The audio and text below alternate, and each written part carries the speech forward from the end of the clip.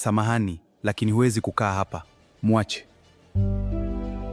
Unaonekana upasi kwa sehemu kama hii. Na we unaonekana umezoea kujaji watu.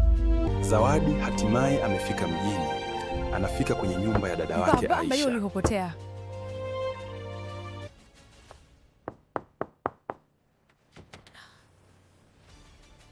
Ingeni haraka. Haya yote ni yako? Dara impi mtu kitu bure. Unafanya kazi gani? Kazi ya kusurvive. Dada, usiniulize vitu taki majibu yake. Oh God! Huyu nani? Mdogo wangu. Nilikwambia sipendi surprise. Dada, huyu ndiye kazi yako? Unadhani nilikuwa na option gani?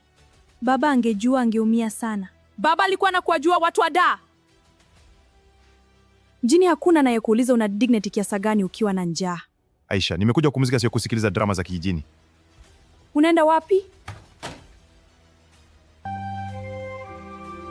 Sijui niende wapi sasa. Simu inakufa na njaa inaniuma. Msaada naogopa. Usiku moja, mvua kubwa Dar. Zawadi anaibiwa begi lake, simu inaenda, pesa zinaenda. Anaachwa peke yake usiku. Madam, utaagiza nini? Naweza kukaa tu mvua ishe? Samahani, lakini huwezi kukaa hapa. Mwache. Unaonekana upasi kwa sehemu kama hii. Na we unaonekana umezoea kujaji watu. Unaishi wapi? Halikuhusu. Na kama nikisema nataka linihusu? Unaonekana umepotea. Na we unaonekana umezoea kuokota watu waliopotea.